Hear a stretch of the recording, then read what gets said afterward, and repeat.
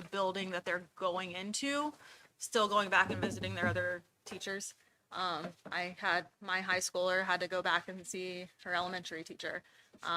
Everybody was in Mrs. Lyday's room. Just to know that we have those teachers making such an impact on kids, 5 years later is awesome.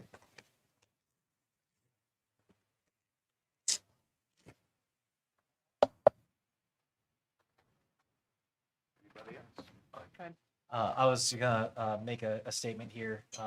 We're gonna have a little bit more of an announcement tomorrow and at our next board meeting, but I'd be remiss if I didn't give a big congratulations to our elementary staff and especially our third graders. It was just announced today at the Indiana State Board of Education meeting that our third grade class, which is now our fourth grade class, passed iRead at a rate of 98%. 98% of our third graders passed iRead. That is good for top 20 in the state, top 5%. That is absolutely incredible, considering our situation and the students that we're able to serve. We're competing with any school across the state at 98%. Something that our community and our staff and families should be proud of. So, like I said, we'll have more information about that. So we're going to shout that from the mountaintops.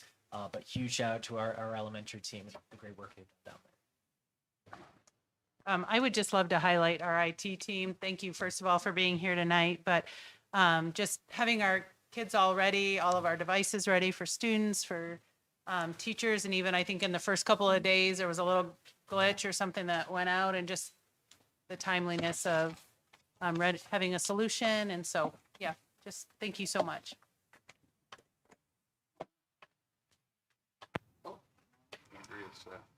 I had the opportunity to attend the ribbon cutting for the new playground, and it looks so nice, and the kids are so excited. I have a kindergartner, and he just enjoys playing on it, but it just looks so nice, and it was so good they could get it completed in time for the first day. It looks great. Well, with that being said, we'll move on to our next agenda item, which is the Blue Future Awards. And Mr. Jaworski, I'll turn that over to you. We'll actually invite the elementary to jump up here first.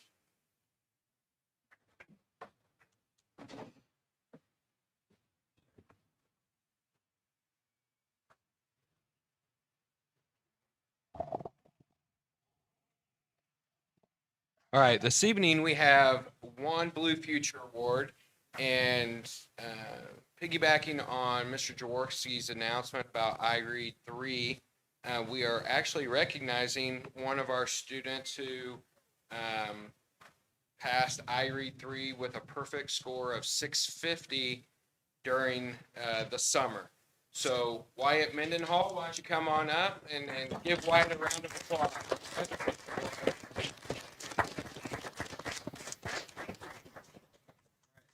Take pictures right here. Let's turn over here.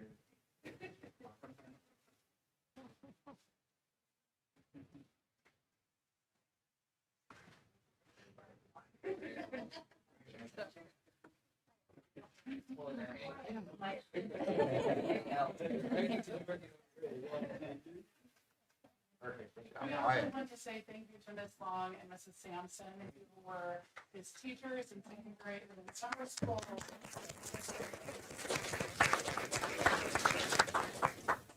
Good job. Good job, Wyatt. Hey, I'd like to do my Blue Future. I've got Mrs. Megan texting me and Mr. Karen Scott if they want to come on up and join me. So start of a school year, obviously, there's so much that is so exciting. And whether that's new students, whether that's returning students, upcoming sports seasons, just continuing the growth that is going on. One of the elements of that is, of course, new teachers, and we do have one new teacher, that is Miss Ashley Higgins, who is joining us at the middle school. And why do I get so excited about that? I get excited because with a new teacher, it's the opportunity for what's going to come, bring them into the fold, and it got me nostalgic. It got me nostalgic for the most recent of our new teachers here, and I realized, it's been a while since I've kind of thought about how our new teachers have come and grown here at Tiffin Middle School, and so I've got two of them right here. These are our most recent teachers that we have added into our building. In case you have not met them, like I mentioned, this is Mrs. Megan Pax and this is Mr. Tanner Scott. I don't know if you guys know this, but you are considered a veteran teacher if you stay in the profession for more than 5 years. Mr. Scott is beginning his 5th year, if I'm not mistaken, and Mrs. Pax is entering her 3rd year. And all of these initial years in education have been at Tipton Middle School. What that means is that, they had those first day jitters, that, oh my gosh, it's the first time I have my own classroom. And it's been just such a joy to watch them grow over the course of their, now at this point, combined 8 years that they've been here. Specifically, let's talk about Mrs. Pax, who is our art teacher. Beyond, of course, the normal job of running a 7th and 8th grade class of students, which is no small feat, of course, Mrs. Pax is also a huge champion of our shared skills assessments processes, in which we are bringing literacy, practicing writing and citing into our rotational and our elective courses. Hers consistently, when she makes them, they are just incredible. They are scaffolded. They ensure that students are accessing the ability to practice that. And she does it with a smile. She's not like, ugh, I'm an art teacher. What are we doing having to practice these things? And of course, beyond that, she is also a sponsor of our art club, providing a space for students to go ahead and practice those skills, as well as, of course, creating the world of creativity. I have told her that she was the kind of art teacher I wish I would have had when I was a student. And that's just a wonderful thing to be able to watch that happen. Mr. Scott, meanwhile, has many of the same things. He is our 7th grade social studies teacher. He, in the last school year, one thing that I appreciate that he added on top of the normal work that he does in his classroom, which he's with 7th graders all day long, okay? Again, a monumental task on its own. In this past school year, he also added on to his repertoire the student council leadership at the middle school. And he and I had a lot of conversations as he was bringing that on about what an opportunity that is to really provide an opportunity for leadership for students, of building and creating culture in the classroom and in the school writ large. Did many things during his first school year to go ahead and provide an opportunity for kids to do that. If you have not been in Mr. Scott's classroom, I strongly encourage you to do so, because it is the goofiest classroom in the building. I think that goofy sense of humor is one of the reasons that I often hear that he is many students' favorite teacher in their 7th grade year at Tipton Middle School. So I just want to commend both these individuals. They are beginning their career here, and as far as I can tell, they're planning on growing their career for many years more, and isn't that exactly what the Future Award is for? So congratulations, Mrs. Pack.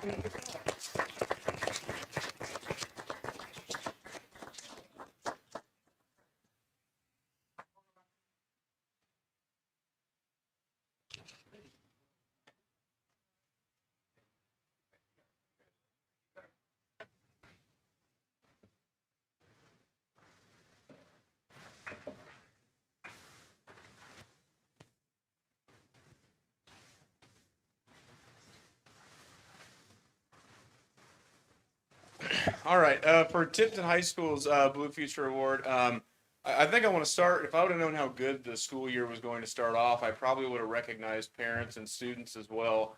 You have things come out like we're hitting them with dress code, we're hitting them with cell phones, we're hitting them with all these kinds of things right as they enter the building, and the kids kind of just did what they were supposed to, and they had fun along the way. So I would probably give another Blue Future Award as a whole to just everyone in the building. It's been an absolute great start at Tipton High School. The number of teachers that have come down and parents I've talked to, and just the enthusiasm of the students has been, I put in my newsletter last week that it's probably top 2 in my 9 years at Tipton Community School Corporation. So thank them.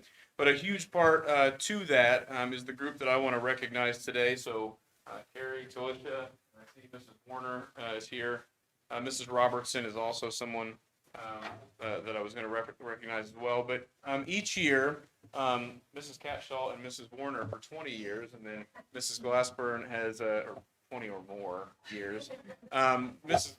Glassburn has helped since she's been here as well with Blue Devil Kickoff. If you don't know what Blue Devil Kickoff is, that's for primarily freshmen, but it's really anybody new to Tipton High School. So the whole plan is to get these kids in.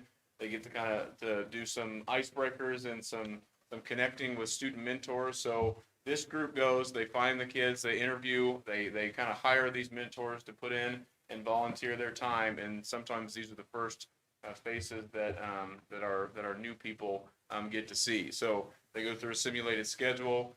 We run through kind of all the important stuff. Our student body president gives them some words of encouragement just to get going. And it's 3 hours for them just to get familiar. So when they come in that first day, it's nothing new, right? They've seen it, they've ran through their schedule, and they kind of know what's going on. So these guys in the hustle and bustle of setting up for a school year, that's one of the first undertakings. They have to have schedules as freshmen and new students. They have to have all those things put together so that day runs smoothly. So I wanted to take the time to recognize them for setting the tone with our new students, and then obviously everything you guys do to make the office and the school run throughout the school year. So, Mrs. Catshaw.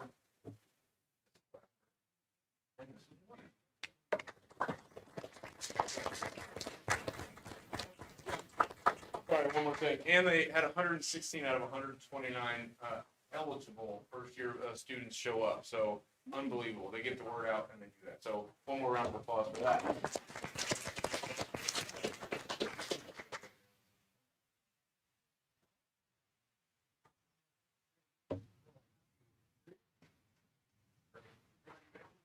And if I could have Mr. Henderson, Senior Henderson, if you would step up.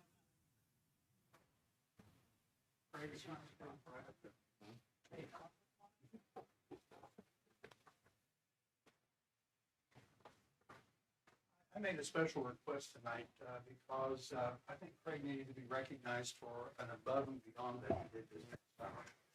I think you all know I lost my wife in July, and when I let Craig know what was going on, every time I updated him on things, he gave me words of encouragement that were just beyond belief. He got me through all this. It was an 8 to 9 day ordeal at the hospital, and every time that I emailed him or texted him with an update, he texted me back with some wonderful words of encouragement. We had decided to donate organs, and the Indiana Donor Network had visited me a number of times. And one thing I asked Craig to do was to put out an all corporation email with requests knowing who might know somebody who needed to have a transplant. And one thing that we were able to do was to move people up the list to be considered for transplants. So Craig put out an email that went viral. And when the Indiana Donor Network people came in to see me the very next day, the gentleman said, that Craig Leach is quite a guy. And I said, yeah, he is.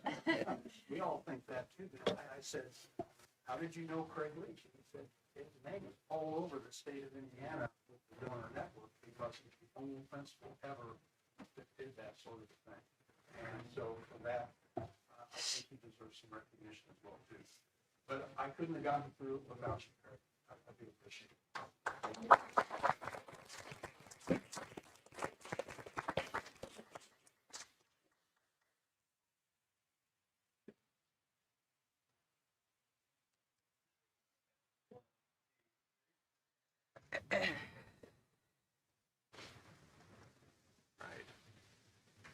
Next item on our agenda was comments from the community. We had nobody sign up for this evening. Moving forward from there, we move to our consent agenda.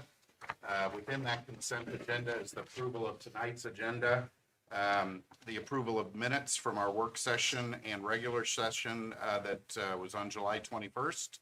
We have the approval of our payroll claims for July 31st and our accounts payable claims for the month of August.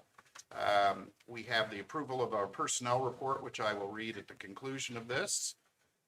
We have approval of 2 field trips this evening.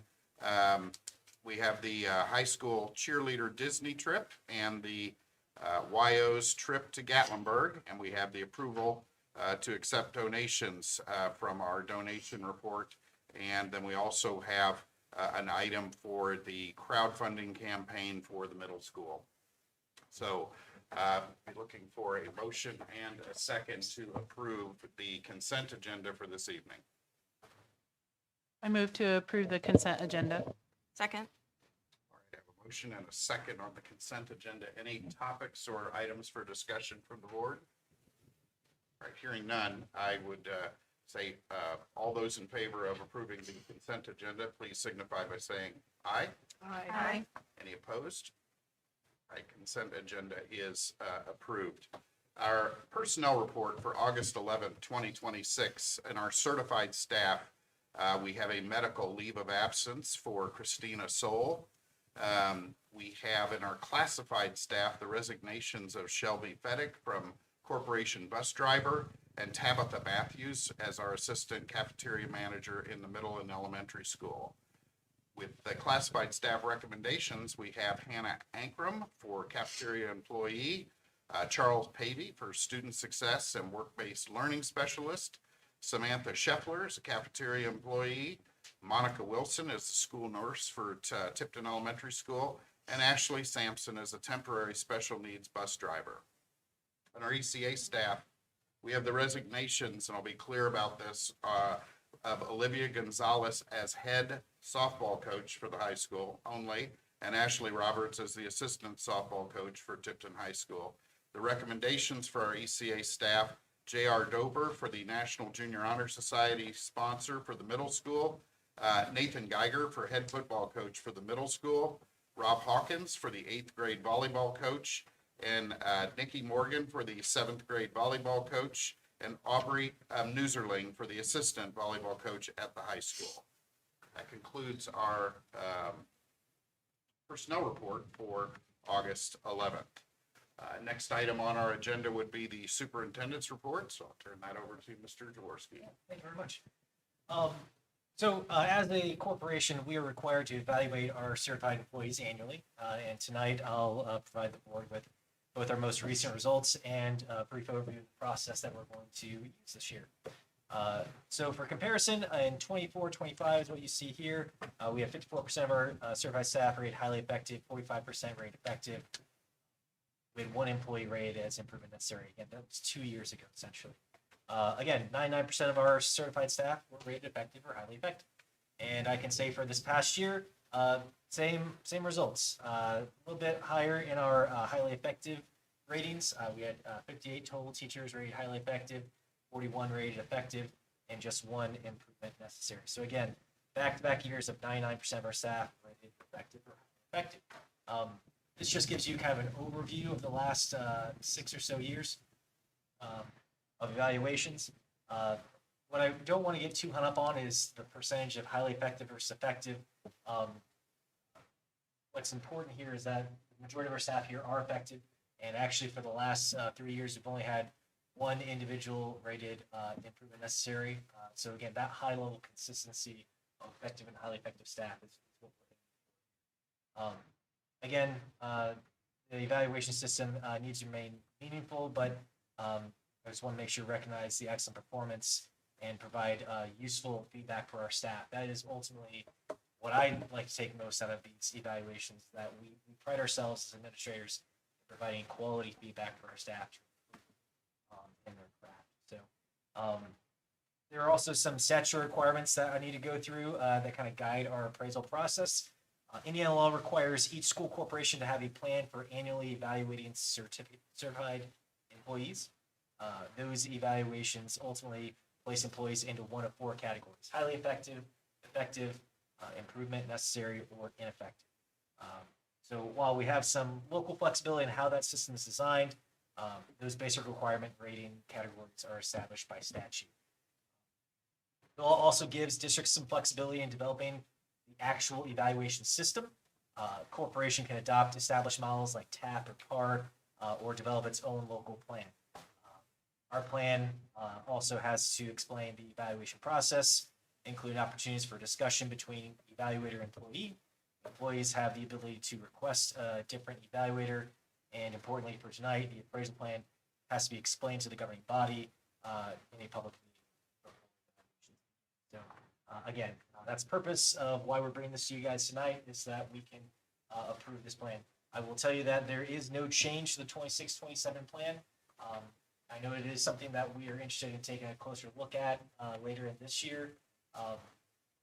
What my plan is to have conversations between our administration and our teachers union to make sure that we get the most effective evaluation possible. As it is, this meets the requirement by the state. The the expectations of our certified appraisal plan include 2 loan observations, one planned, one unplanned. We typically have the planned one in the fall semester, unplanned one in the spring semester. The pre-observation conference is optional. If teachers choose to take that, the administration will schedule a pre-conference with them. If principals, correct me if I'm wrong, I don't know if anybody takes the pre-observation conference. I'll get a couple. Yeah, a few? Not a whole lot. Yeah, it's not particularly popular, but I'm glad to hear that some people do.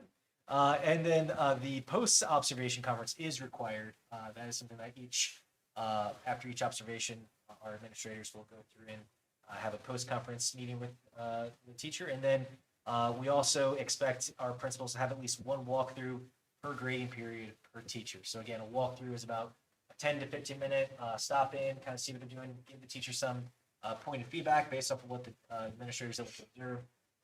That's the walkthrough. And then if a teacher after the first semester is identified as needing improvement, what we will go ahead and do is we will put them on a 90-day improvement plan. And that essentially is a means to provide some targeted professional development. The teacher has provided a mentor teacher that should help support them in their following evaluation. If the teacher does well, we can get them off that improvement plan. If the teacher doesn't do well, and they do not show improvement or growth, then that's a teacher that is a candidate for development. So, again, that's the certified appraisal plan. Pretty short, sweet, to the point. Like I said, no significant changes to the plan this year. Before I move on to the rest of my superintendent reports, are there any questions about the evaluation data or the process? Okay. With that, we'll move on to superintendent's report. I just have a few highlights that I want to get into that just began the school year items that I just want to make sure the board can be aware of. So first off, first day of school highlights, I believe Mr. Leach mentioned this. We had a really positive start to the 26-27 school year. I think every single building noted that this was one of the smoothest, one of the best starts to the school year. Trust me, I'm not taking full credit on that by any means. I think that our administration, our staff do an excellent job making sure this is a place that students want to be. I know that's a priority at each of our buildings, is how do we make sure our students feel welcome and safe. And like I said, I think that was exemplified here these first few days of school. A successful start of the school year requires, again, a tremendous amount of preparation by our teachers, administrators, transportation staff. I can tell you, based off of the conversation I've heard between Lori Crawford and our bus drivers, it's a mountain to try to make sure we get all the students where they're supposed to be.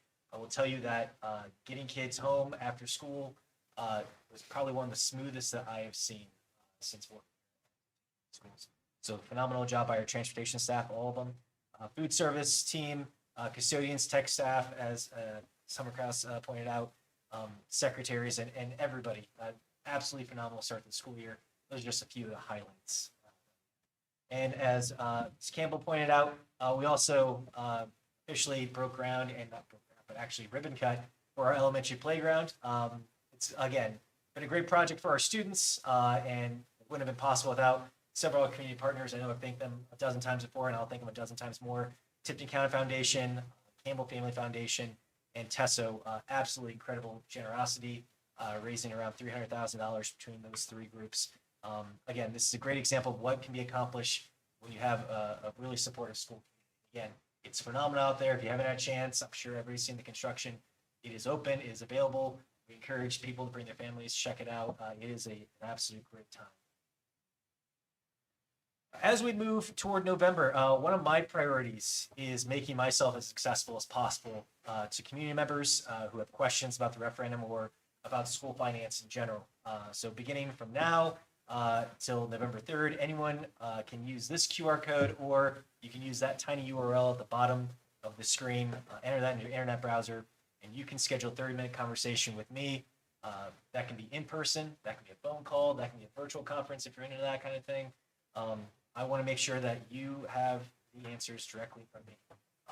Trying to be as open and transparent and as accessible as possible during this time.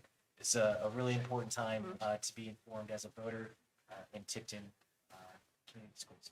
Again, the purpose is very simple. If you have a question, I want you to have an opportunity to ask those questions directly and receive factual information about the school corporation. Again, it's all about access, transparency, and providing data and facts. So that was on the website as well. It will be on the website here. Yes, I have not. This is something that I actually sent out to our staff at the start of the school year. I've had a few staff take advantage of that. I encourage our staff to, as the year goes on, more questions come up. Again, this is going to be from now to November 3rd. My calendar between 8 a.m. and 5 p.m. is yours. Now, I do have a lot of meetings throughout the week. So if you can find some time that works for you, again, I'd be happy to meet with anybody about that. Speaking of meeting with people, moving towards November here, we'll also be announcing several community town meetings over the next few months. I don't have them outlined, scheduled yet. Again, still kind of recovering from the start of the school year, still in a bit of a whirl here, but my plan is to announce those to the community. There'll be a handful of meetings, not just at the school, but I'm going to try to make them more community-based. I'm going to find a few people who wouldn't mind hosting a bit of a town hall where we can, again, provide some information. These are not campaigns. This is simply providing information for our community.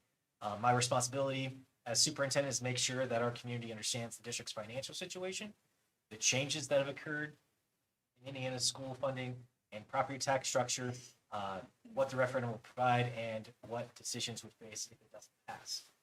Again, regardless of how someone ultimately chooses to vote, I want you to be able to make a decision with accurate information. So again, be on the lookout for those town halls. And then finally, just kind of looking ahead to our next meeting, some pretty significant items coming before the board.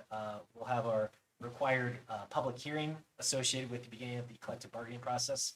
Again, that'll take place September 9th, and we'll also begin the public presentation of our proposed 2027 budget that Brooke and I have been working on. We're entering again, particularly important stretch of the year financially speaking. Again, between the budget process, collective bargaining, and referendum all occurring relatively close together. So you hear quite a bit more about school finance from me over the next few months. So with that said, again, great start to the school year. Appreciate all the work from our staff, and appreciate the continued support from our families, community members, and our board. Thank you very much.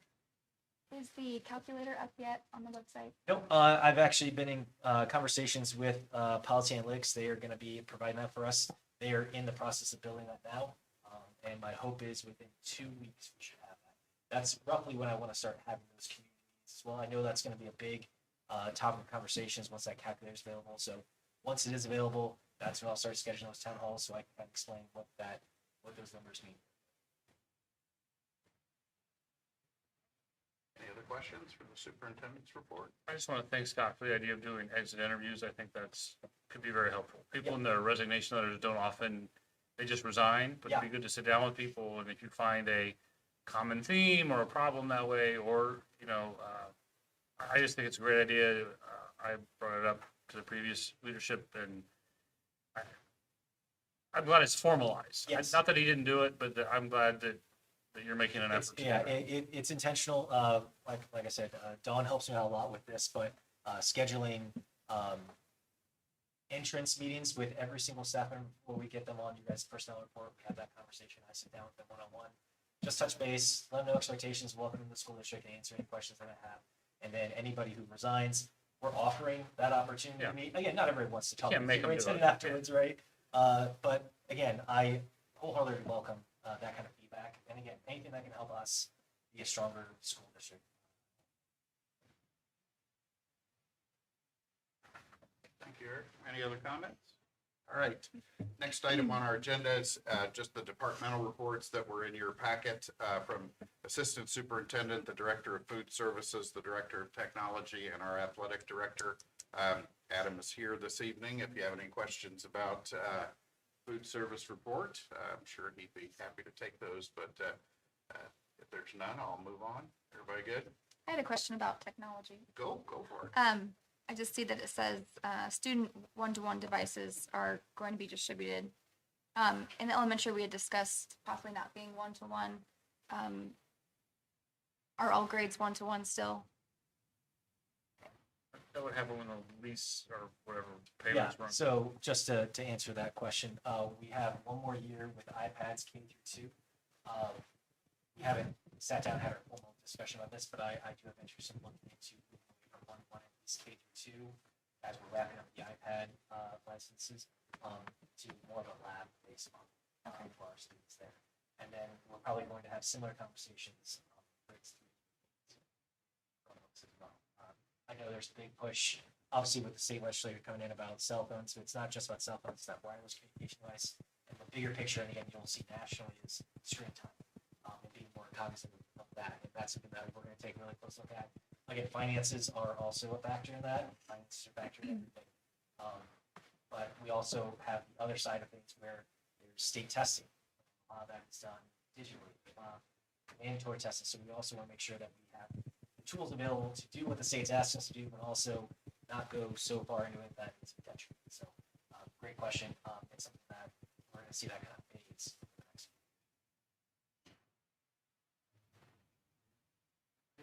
All right. Well, that moves us to our financial report, and we'll hand it over to our corporation treasurer, Bert Cleaver. Thank you. Okay, for July, we ended the month with $827,903.14 in education. Operations fund, $1,032,609.80. Debt service, $923,917.98.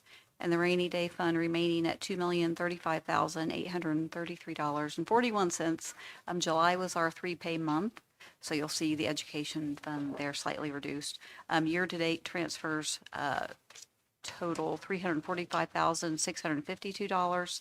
And then Mr. Jaworski and I will discuss when to resume transfers. Interest income totaled $17,826.45. Thank you, Brooke. Any questions from the board on the financial update? All right, next item on our agenda belongs to Mr. Leach regarding senior parking spots. I brought a guest with me as well. I think you know her from last month.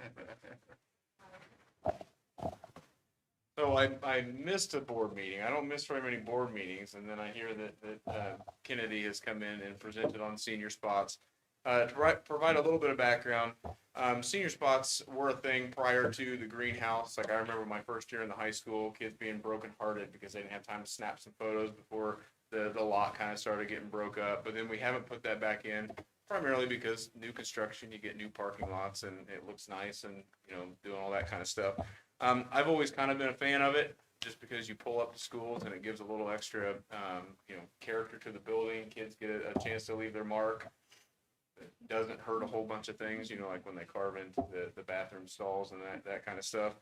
It's a responsible way to do it, and I think kids love it. The fact that they ask every year tells me that. So at the end of last year, I'm not sure if I spoke to you or someone else, but I was just, you know, like, well, we're not doing it, but you know, if it's really pulling on you that much, you could go to a board meeting and just, you know, this is the process. Go sign up to talk, go through that process and present why it's important and why your class should be different than the classes previous. So I was actually really excited when I heard she came and presented. I haven't watched it back, but I heard she did a really good job with that. So following that, we got in conversations about it. I've got the form now for that. We've taken in, I think we have about 15 spots right now that have been, the form's been looked through.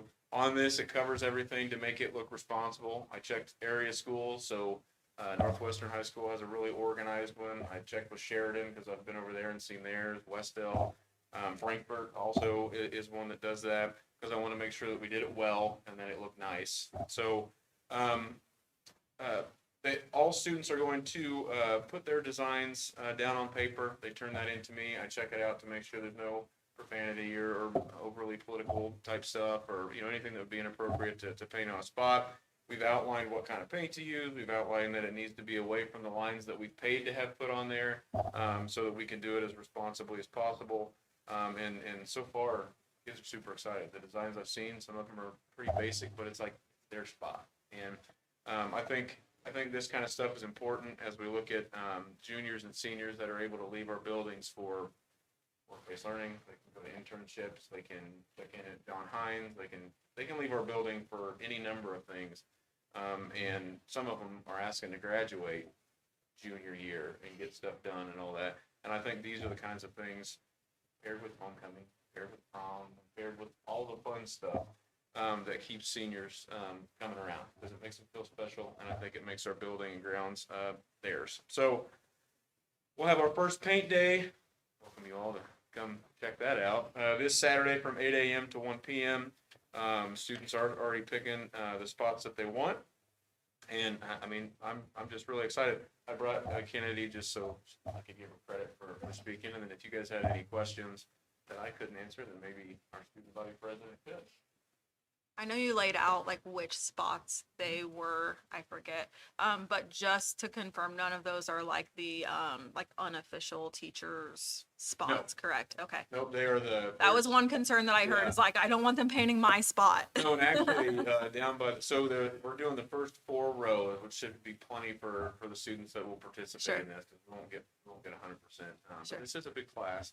And actually, Mrs. Nichols and Mrs. Hartley's spaces I know are at the end of that row, so we checked with them and went ahead and marked those off before. Okay. That was the concern. You addressed my concern. Nailed it, yeah, okay, well, no, and then the front row there, students aren't to be parking there anyway, so they wouldn't be able to reserve that. Perfect. Any other questions? How do they paint over them at the end of the year? So I guess I should have said that. We are charging $40 to reserve the spot and paint it. At the end of the year, we will purchase the same kind of covering. My goal would be to get I want them to have them for graduation. So if they want to take photos after with their cap and gown and all that kind of stuff, they can before we paint over them. My hope is that all these responsible seniors that just graduated are going to come back and help us paint. Otherwise, Mr. Lighty and I have some days that we'll be out there touching up the ones. But it'll be the same color black paint. They'll use the school supplies. That's what we use the money for, just to make sure it's consistent. Because these things can look bad if you don't do them the right way. But I think we have a pretty good plan. Questions for Kennedy or? No, I look forward to seeing your spot. Me too. Good job, Kennedy. Thank you. All right, next item on our agenda moves to old business. We have the second reading of the wellness and meal debt policy update. These are revisions to policies A275, F175, and F176. These updates are required following the corporation's food service audit conducted this spring. As a reminder, the A275 policy establishes the corporation's commitment to student wellness through nutrition education, healthy food standards, physical activity, public participation, and the regular review of wellness practices. Policy F175 establishes the procedures for collecting debts owed to the school corporation and documenting those collection efforts and authorizing limited debt forgiveness or write-offs under defined circumstances, and then properly handling remaining positive account balances. And finally, Policy F176 establishes the procedure for managing unpaid student meal balances, including family notifications, charging limits, alternate meals, collection efforts, appeals, and the handling of inactive accounts. At this time, I need a motion and a second to approve the revisions to the policies A275, F175, and F176. I move to approve the wellness and meal debt policies as listed in our packet. Second. All right, I have a motion and a second to approve the policies. Any conversation or comments from the board? I have questions. Yes. I did ask in an email, but I really want to understand the process, and maybe Adam, you can help me. So the student gets their tray, and then they come to the end of the line and they put in their number to pay. If they have exceeded the debt allowance, are we taking the tray away and saying, sorry, you can't have that, you can only have this? Because I don't like that. Like, yeah, the new policy, I'm sorry, what we're being asked to pass. Yes. The answer is yes, we would. Okay. What is the cost difference, I guess, of like the sack lunch versus like the plate lunch? Do you know roughly? As far as how much it costs.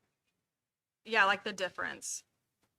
So I mean, if we're charging, Off the top of my head, I'm not sure, but I know obviously based on sure, and what the students get.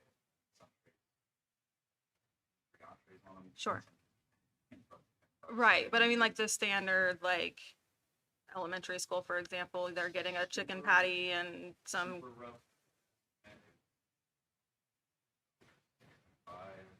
like difference. Oh, okay.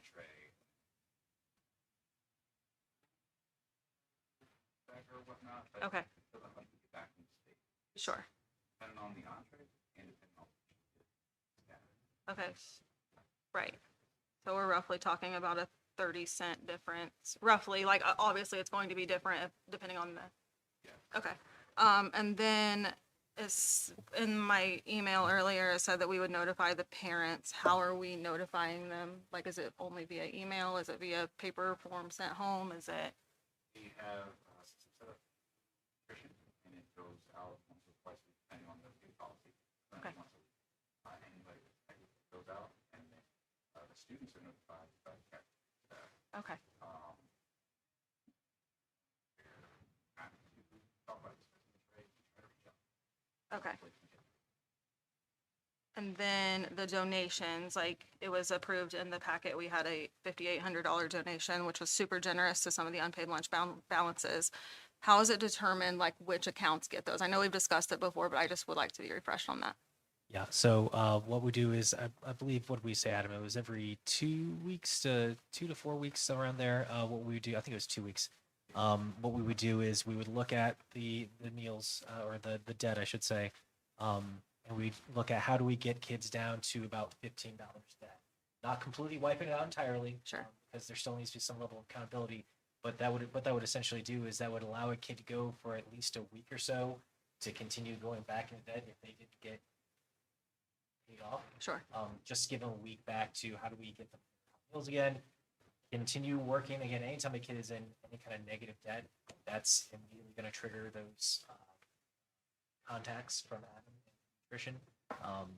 And then once they hit that 30 again, up again, after the end of the 2 week cycle that we'll have, whatever donation money we have to get them back down to the 15. The idea is that we're trying to help them out, but not trying to just say, here's a blank check and just don't worry about paying any meals, because don't worry, the school's gonna cover it.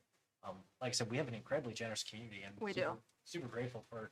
And if you're interested in donating to the schools, by all means, if you want to donate to this account, contact any of our schools or our district office. We'll be happy to help you out. But it's something where when the state did an audit, what we had been doing is we had a policy similar to this in place. I think it was $20 was maybe the cap. But instead of cutting kids off, we just let them go indefinitely. Again, the state was saying you can have them go indefinitely, or you can cut off at 20, but you can't have your policy say one thing and then you do another. Sure. And so the recommendation is we bumped up the limit to $30, and we're on a hold people to that. So then how is it communicated then to the students or the cafeteria staff of who is to receive the tray versus who is not? Because I asked that question, I don't feel like it was fully answered by like we'll tell the kids, but we can't make them, and then if they still get the tray at the end, we're gonna If throw we're- the if food we're- away? If we're looking at management, right, of notifying that, this is a conversation that I had with Adam and Brooke when we were putting this together. There's a lot of different ways we can go about this. We could go through the route of we stick a staff member at the front of the lunch line who's got a sheet that says of students who are hit that $30 meal debt cap, and they just stop them in line. Some would argue that that's awfully embarrassing to do to a kid right there. We could do it the route that we have, which is we've notified the kid and the family, you're not supposed to be getting a tray. They decide to do it anyways to test it, we stop them there. It'll be a cost to us, but that is the route we feel is manageable, because what happens is if we had a kid who paid off their debt that day or had cash, and they go to that line, the teacher's like, no, you are at your hard cap at 30, you're not allowed to get in this line. Well, my parents just paid for it. Well, it doesn't say so on my list. And now a kid who doesn't have that cap, it's stopped. Sure. Again, and you can ask anybody who's had a conversation on this. Nobody likes this. This is Right. not something any of us want to do. Least of all our food service staff. I mean, they are some of the kindest people when it comes to that kind of Sure. stuff. They will bend over backwards. But like I said, from the state and just from a financial perspective, you have to draw a line somewhere. So that's Sure. what we established. And I do understand that, and obviously in the financial climate, I would support that, but I don't support taking the tray away for 30 cents, so. That's all I have. Comments? All right, we have a motion and a second for the approval of the wellness and meal debt policy. All those in favor, please signify by saying aye. Aye. Any opposed? Aye. All right. That second reading does pass. In our new business, we have the approval of the 26-27 Certified Appraisal Plan. Each year, the Board of School Trustees is required to approve the Certified Staff Appraisal Plan. The proposed plan meets all the requirements established under Indiana Code 20-28-11.5-4. And there are no changes from the appraisal plan approved for the 25-26 school year. This time I would need a motion to approve the certified appraisal plan as presented. I move to approve the 26-27 certified appraisal plan as presented. Second. All right, I have a motion and a second to approve the certified appraisal plan. Any comments from board members? I have a question, and I've asked this before. Are we trustees or are we board members? I think for all intents and purposes, the school board of trustees, that's all the legal documentation for school boards across the state. Although I do understand that this board has requested just school board. So that is one I can.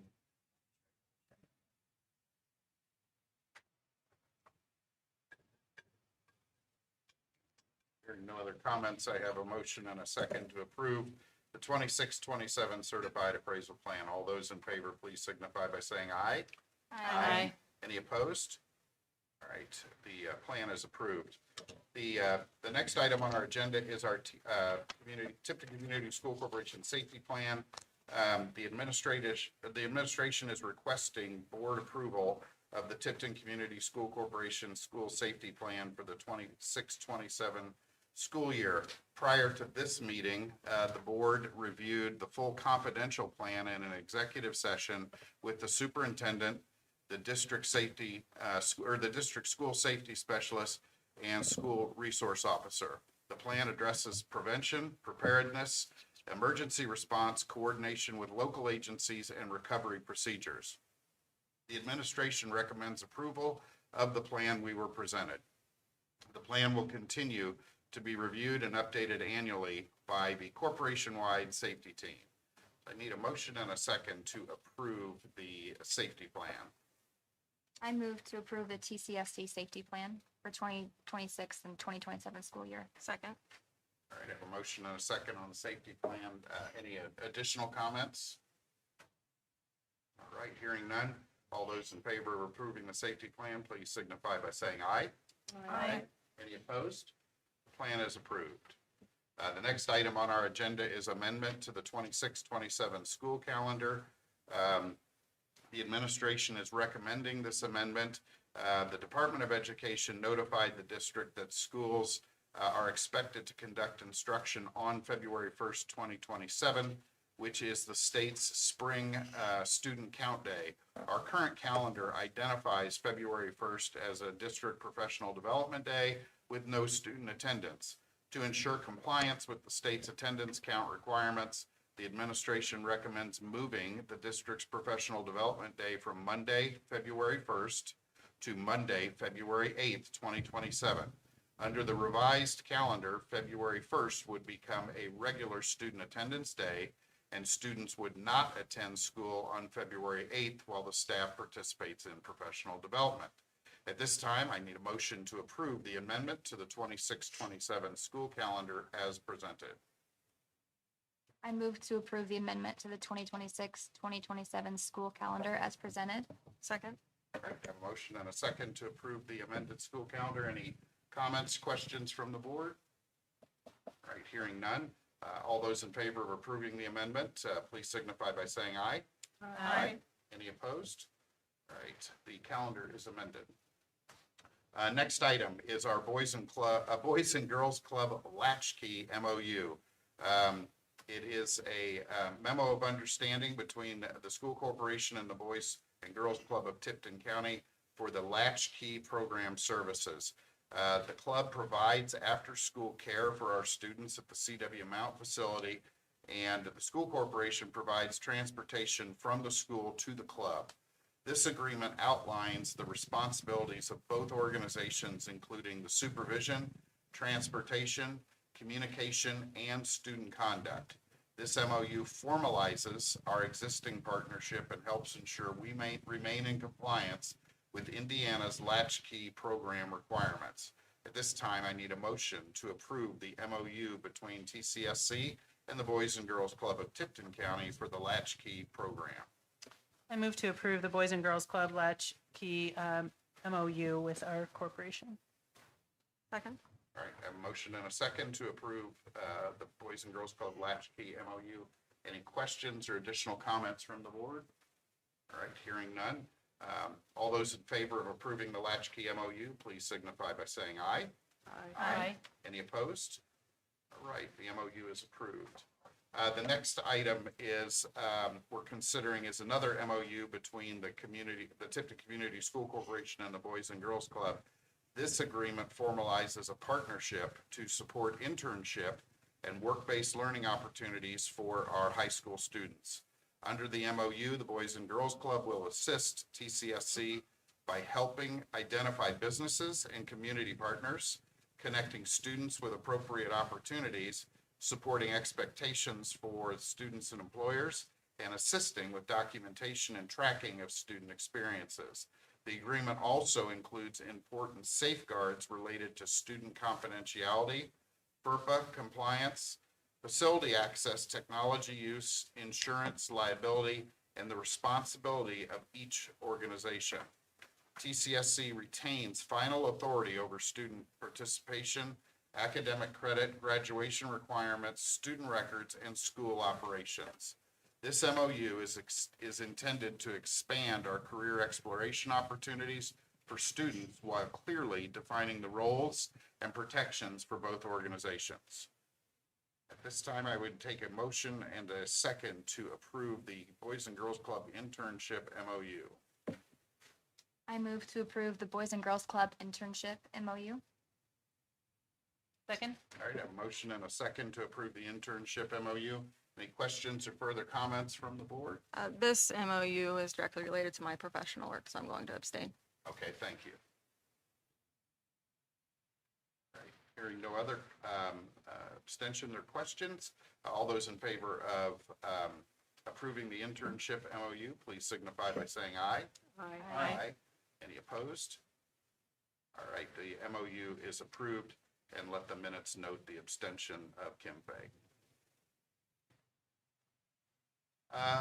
The next item on our agenda is the approval of the MOU with Darrow Chapel Early Learning Center. The purpose of this document is to outline the responsibilities of the identified agencies in collaborative provision of services to preschool children ages 3 to 5 who are eligible to participate in the Kokomo School Corporation Head Start program. TCSC, as well as other KSEC schools, must approve this memorandum annually. The document has been through the approval process for Kokomo School Corporation's Board of Trustees. Would look for a motion and a second to approve the MOU for the Early Learning Center. I move to approve the MOU with Darrow Chapel Early Learning Center. Second. All right, a motion and a second to approve the MOU on the Early Learning Center. Any questions or comments from the board? All right, hearing none. All those in favor of approving the MOU, please signify by saying aye. Aye. Any opposed? The MOU is approved. Next item on our agenda is the schedule of ECA balances. The board is being presented with the year-end schedules of balances for the extracurricular accounts in all three of our schools. Pursuant to Indiana Code 20-41-1-8, the ECA treasurers are required to prepare and file financial reports showing the receipts, expenditures, and balances on hand. These reports are being filed with the school board, it's not a board of trustees, as required. This item is for information only and no board action is required. The next item is our declaration of surplus equipment. We are being asked to declare several items and materials as surplus property that are no longer needed for the school corporation's purposes. The first item is 4 welders from the technology education program, 1 firepower MIG welder, 2 Lincoln MIG welders, and 1 Millermatic 250 MIG welder. Each unit is in poor condition or requires significant repairs, and administration has determined that the equipment is outdated and no longer cost-effective to repair.